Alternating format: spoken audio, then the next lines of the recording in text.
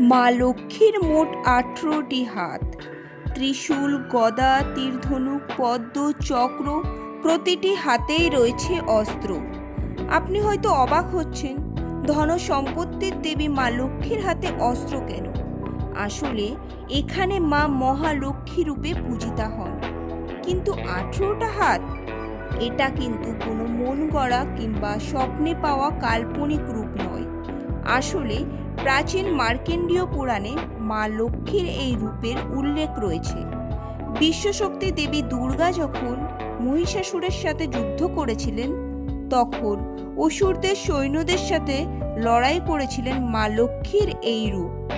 সেখানে উল্লেখ রয়েছে মা লক্ষ্মী 18টি হাতে অস্ত্র নিয়ে এক মহালক্ষ্মী রূপ নিয়েছিলেন, আর যে নারী শক্তির কাছে দমন হয়েছিল মহিষাসুরের সেনাবাহিনীরা।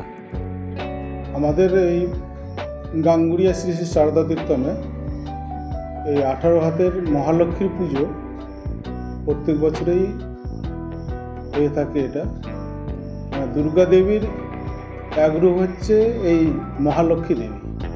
আমাদের যে মার্কণ্ডেয় পুরাণের চণ্ডী আছে, চণ্ডীর 2য় অধ্যায়ে এই মহালক্ষ্মী দেবীর বর্ণনা সেখানে আমরা দেখতে পাই।